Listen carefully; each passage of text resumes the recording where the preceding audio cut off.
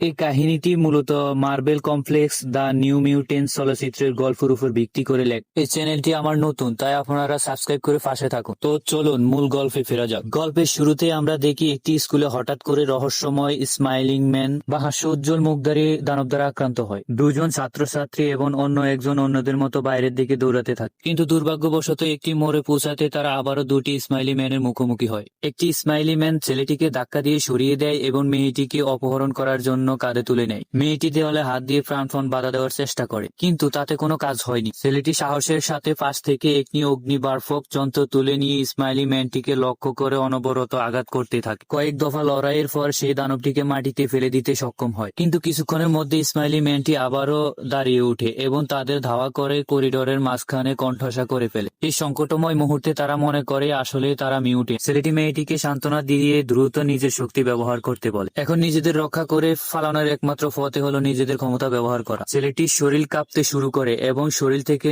তীব্র শক্তি নির্গত হয়। মুহূর্তের মধ্যে সে আলোর গতিতে একটি পথ তৈরি করে বেরিয়ে যায়। এই সমস্ত অদ্ভুত ঘটনার মূল রয়েছে নতুন আসা একটি ছাত্রী দানি। সে আসার পর থেকে স্কুলে অদ্ভুত সব ঘটনা ঘটছে। স্কুলে অন্যান্য মিউটেন্টদের মতো দানি জানতো না যে তার আসলে কি ক্ষমতা আছে। এই কারণে সহপাঠী মিক তাকে খুব তুচ্ছ-তাচ্ছিল্য করত। ক্লাসের পরে একটি কার্যকলাপের দিক দানিকে নিয়ে মজা করার পরিকল্পনা করে। সে মিথ্যে করে দানিকে বলে যে এখনই স্কুল থেকে পালিয়ে যেতে, নয়তো সে আর কোনোদিন বের হতে পারবে না। দানি খোলা দরজা দেখে সরাসরি বাইরের দিকে দৌড় দেয়, কিন্তু কিছু দূর যেতে একটি অদৃশ্য বাতাসের দেওয়ালের সাথে ধাক্কা খায়। আসলে স্কুলের প্রধান ডিন নিজের ক্ষমতা ব্যবহার করে পুরো স্কুলটিকে আলাদা করে রেখেছে, যাতে কেউ ভিতরে ঢুকতে বা বের হতে না পারে। মিকের কাছে প্রতারিত হয়ে দানি প্রচন্ড রাগান্বিত হয় এবং তাকে ধরে উপযুক্ত শিক্ষা দিতে চায়। অসহায় হয়ে সে মাটিতে হাঁটু গেড়ে বসে নিজের ক্ষোভ প্রকাশ করতে থাকে। ফেরার পথে তার পরিচয় হয় ক্যানোবলের সাথে। ক্যানোবল নিজের ক্ষমতার উপর নিয়ন্ত্রণ না থাকায় প্রতিদিন পাথরের সাথে নিজেকে বেঁধে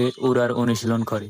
রাত নামলে দানি ঘুমানোর সময় দুঃস্বপ্ন দেখতে শুরু করে। তার শৈশবে বাবাকে হারিয়ে ফেলার সেই ভয়ানক স্মৃতি ফিরিয়ে আসে। একই সময়ে মনিটরে তার সাইকিক এনার্জি বা মানসিক শক্তি সূচক দ্রুত বাড়তে থাকে। এদিকে ক্যানোবল হঠাৎ করে আশেপাশে অস্বাভাবিক কিছু অনুভব করে। সে কাঁপতে কাঁপতে একটি ওয়াশিং মেশিনের কাছে যায় এবং মুহূর্তের মধ্যে এক কাল্পনিক খনিতে পৌঁছে যায় যেখানে তার বাবা কাজ করতেন। সেখানে সে দেখে তার বাবার চোখ দিয়ে রক্ত ঝরে এবং তিনি তাকে ডাকছেন। আসলে ক্যানোবলের নিজের ক্ষমতা নিয়ন্ত্রণ হারানোর কারণে সেই খনি ধসে পড়েছিল এবং তার বাবা মারা গিয়েছিলেন। পরের মুহূর্তে একটি শক্তিশালী এনার্জির আঘাতে ক্যানোবল ছিটকে পড়ে। পরের দিন মিক আবারও দানির সাথে তর্কে জড়িয়ে পড়ে। লড়াইয়ের সময় দানি একটি হেডবাট মাথা দিয়ে আঘাত করে মিককে কুপকাত করে দেয়। এতে ক্ষিপ্ত হয়ে তার মেকানিক্যাল হাত এবং লাইট সেবার বের করে আনে। ঠিক যখন সে আঘাত করতে যাবে তখনই ডিন এসে তাকে থামিয়ে দেন। ঘটনার পর দুজনকেই নির্জন কারাবাসে পাঠানো হয়। তবে এই অন্ধকার আবদ্ধ পরিবেশে দানির মনের ভয় ও ছায়াকে জাগিয়ে তুলতে শুরু করে